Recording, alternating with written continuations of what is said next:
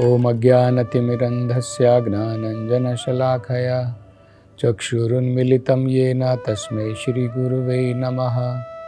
नमो ओम विष्णुपदाय कृष्णपृष्ठाय भूतले श्रीमते भक्तिवेदांत स्वामिनिति नामिने।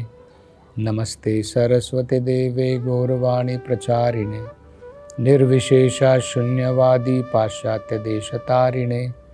जय श्री कृष्ण चैतन्य प्रभु नित्यानंद श्री अद्वैत गदाधर श्रीवासदि गौर भक्तवृंद। हरे कृष्णा कृष्ण कृष्णा हरे हरे, हरे राम राम राम हरे हरे।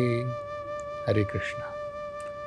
तो आगे ऋषभदेव जी कहते हैं, तस्माद् भवन्तो हृदयेन जाताः सर्वे महीयाम् अमुं सनाभम् अक्लिष्टबुद्धया भरतं भजध्वं शुश्रूषणं तद्भरणं प्रजानाम्।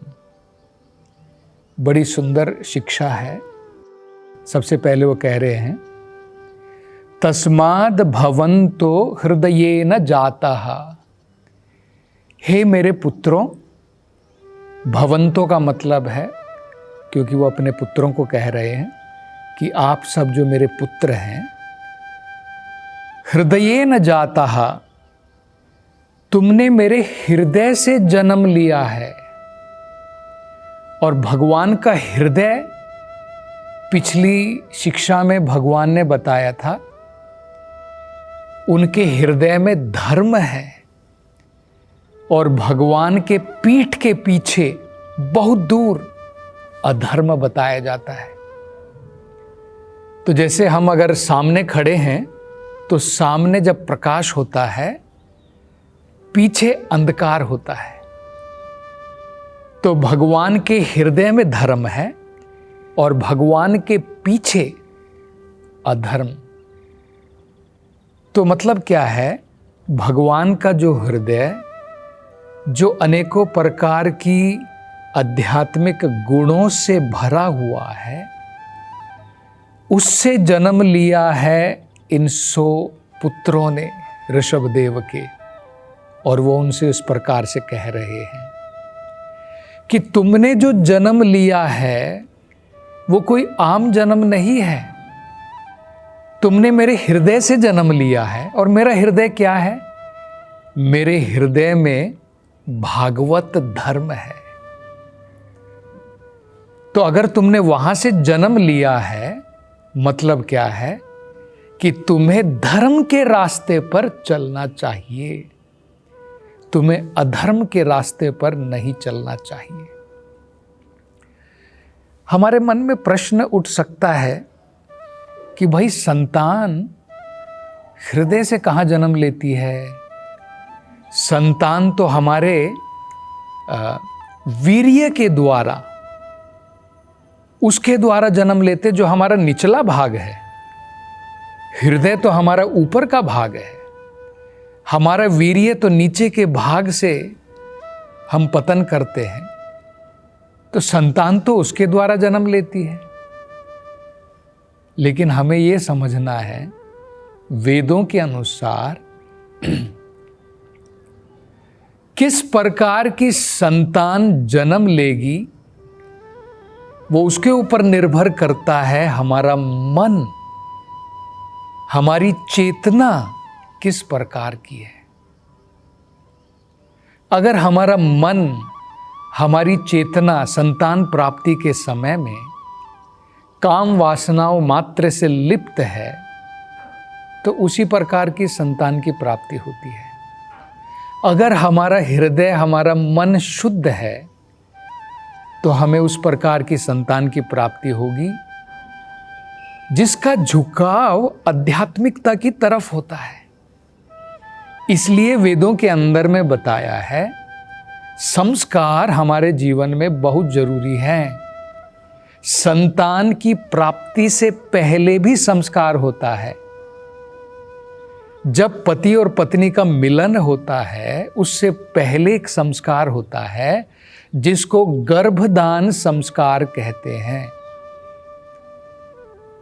तो क्योंकि ये हमारी चेतना के ऊपर निर्भर होता है और उसके द्वारा हमें संतान की प्राप्ति होती है, तो इसलिए भगवान ऋषभ देव कह रहे हैं कि मेरा हृदय तो उसके अंदर में तो भागवत धर्म है और उसके कारण तुमने जन्म लिया है, और अगर तुमने मेरे हृदय से जन्म लिया है तो तुम्हें धर्म के रास्ते पर चलना चाहिए। तो ये एक बड़ी महत्वपूर्ण बात है। आगे वो कहते हैं, सर्वे मह्यम सम अमुम सनाभम। सनाभम का मतलब होता है भाई। तुम्हारा जो बड़ा भाई है, महाराज ऋषभदेव के जो 100 पुत्र थे, उनमें से अनुज जो सबसे बड़े भाई थे, उनका नाम था भरत, जिनके नाम से आज हमारा देश भारतवर्ष कहलाता है। वो ऋषभदेव के ज्येष्ठ पुत्र थे, बड़े बेटे थे। तो वो कह रहे हैं, सर्वे मह्याम सम अमुम सनाभम। तुम सभी भाइयों में से मह्याम सम का मतलब होता है सबसे श्रेष्ठ, जो आध्यात्मिकता में अत्यधिक प्रगति कर चुका है, उसे कहते हैं मह्यसाम। जिसे हम लोग अगर कहें महान आत्मा, महात्मा जिसे कहते हैं, भागवत में उसे उत्तम अधिकारी, महाभागवत, महाजन, जैसे भागवत में बताया 12 महाजन हैं, परीक्षित महाराज, भीष्म पितामह, यमराज, भगवान शंभु, ब्रह्मा, नारद, ये सब महीयसाम या महाजन कहलाते हैं, जो भगवान की भक्ति में अत्यंत अग्रणी है।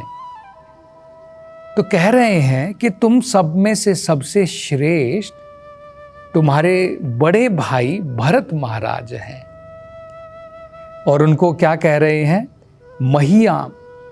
वो महीयसाम हैं, अत्यंत श्रेष्ठ मेरे भक्त हैं। इसलिए अक्लिष्ट बुद्धया, हमारी जो बुद्धि होती है वो अनेकों प्रकार से दूषित हो जाती है। भौतिक वातावरण के कारण कई बार हमारी बुद्धि दूषित हो जाती है। हमारी बुद्धि का अगर हम सही प्रयोग करना चाहें तो शुद्ध बुद्धि होगी, तब हम सही प्रयोग कर पाएंगे। अगर बुद्धि दूषित हो जाती है तो हमारा निर्णय भी गलत हो जाता है। मान लीजिए उदाहरण के तौर पर आप विवेक वाले व्यक्ति हैं, आप बड़े बुद्धिमान हैं, लेकिन अगर आपकी बुद्धि, आपके मन के अंदर में जो काम वासनाएं उठ रही हैं उसके द्वारा दूषित हो जाती है, गंदी हो जाती है, तब हम गलत कार्य कर बैठते हैं। तो वो कह रहे हैं कि तुम्हारे मन के अंदर में किसी भी प्रकार की द्वेष की भावना नहीं होनी चाहिए। ये जो भौतिक कल्मश हैं इनको दूर रखो। उसको कहते हैं अक्लिष्ट बुद्धया।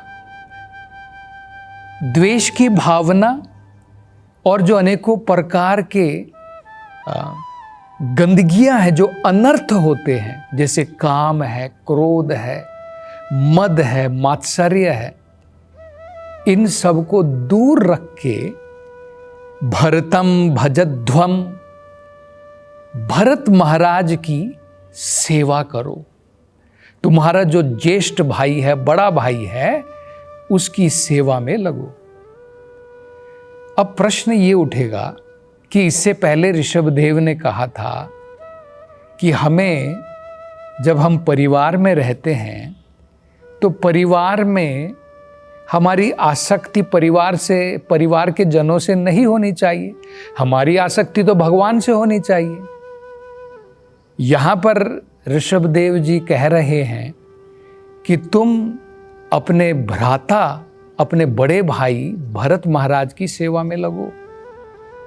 तो ये तो द्वंद्व लग रहा है, कई बार हमको ऐसा लगेगा, लेकिन देखिए यहाँ पर हमको समझना है कि इनका जो ये परिवार है ये कोई आम परिवार की भांति नहीं है।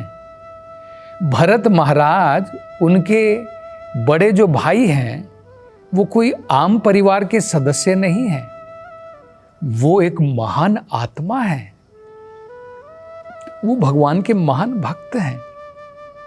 और ये तो हमें पता है, वेदों के अंदर में ये भी बताया है कि अगर हम काम वासनाओं का रास्ता लेते हैं तो हमारे नरक के द्वार खुल जाते हैं, और अगर हम महान भक्तों की सेवा में लगते हैं हमारे मुक्ति के द्वार खुल जाते हैं। ये तो भागवतम में स्पष्ट रूप से बताया है। नरक का द्वार कब खुलता है और मुक्ति का द्वार कब खुल जाता है। महीयसाम पादरजोभिषेकम, जब महान भगवान के जो भक्त होते हैं उनके रज की धूली अगर हम अपने सर के ऊपर लगाएं, मतलब उनकी सेवा में लग जाएं, तो हमारे मुक्ति के द्वार खुल जाएंगे। और अगर हम उन लोगों के साथ का संग करते हैं जिनका जीवन केवल भोग विलास के लिए बना है, उनका संग करोगे, उनकी सेवा में लगोगे, तो हमारे नरक के द्वार खुल जाएंगे। तो इसलिए यहाँ पर कोई द्वंद्व नहीं है, ये कोई आम परिवार नहीं है। जो हमारे जो परिवार के सदस्यगण अगर वो भौतिकतावाद में डूबे हुए हैं, तब हमें उनके साथ में कोई आसक्ति नहीं बनानी है। लेकिन अगर वो सब भगवान की भक्ति में लगे हैं तो हम मिलजुल करके भगवान की सेवा में लग सकते हैं। तब उस प्रकार का जो प्राकृतिक नेचुरल स्नेह होता है परिवार का, उसमें कोई गलती नहीं है। हमें जानवरों की भांति स्नेह नहीं करना है। अगर मान लीजिए प्राकृतिक तरीके से नेचुरल हमारा अपनी संतान के ऊपर स्नेह तो होता है, क्या कृत्रिम आर्टिफिशियल तरीके से हमको उसे काटना है? ऐसा तो नहीं है। स्नेह का सही प्रयोग करना है। जानवरों की भांति केवल शरीर से स्नेह नहीं करना है। अगर हम अपनी संतान से स्नेह करते हैं तो कई बार स्नेह में हम उनको दंड भी दे सकते हैं, सजा भी दे सकते हैं, वो भी स्नेह होता है, क्योंकि हम उन्हें सही रास्ते पर लगाना चाहते हैं। तो जब हम उनके उद्धार के लिए कार्य करते हैं, वो स्नेह सही होता है। तो उस प्रकार का स्नेह गलत नहीं है। पति पत्नी के बीच में, परिवार में जो ये प्राकृतिक स्नेह होता है, उसका सही प्रकार से प्रयोग करना है। तो ये बड़ी महत्वपूर्ण बात होती है। जैसे उदाहरण के तौर पर बताया जाता है कि एक बार एक व्यक्ति को कोर्ट में सजा दी गई उम्र कैद की। तो उम्र कैद की सजा दी गई तो जज ने उससे पूछा कि भाई तुम्हारी कोई मन्नत है क्या, तुम्हारी कुछ इच्छा है जिसे तुम पूरी करना चाहते हो? उन्होंने कहा मेरी एक इच्छा है, मेरी जो बुआ है जिन्होंने मुझे पाल करके बड़ा किया है, एक बार मेरे सामने उनको ले आओ। तो उनकी इच्छा पूरी करने के लिए उनकी बुआ को सामने लाया गया। तो भरी अदालत में उस व्यक्ति ने अपनी बुआ का कान जोर से काट लिया। तो जज भी जो है बड़े आश्चर्यचकित हो गए, ये तुम क्या कर रहे हो? तो कहा जज साहब, ये जो मेरी बुआ है, अगर इसको मेरे प्रति सही स्नेह होता तो मुझे गलत कार्य करने से रोकती, लेकिन इसने मुझे गलत कार्य करने से कभी नहीं रोका। तो ये इसका मेरा सही प्रकार का स्नेह नहीं है। तो देखिए बड़ी महत्वपूर्ण बात है।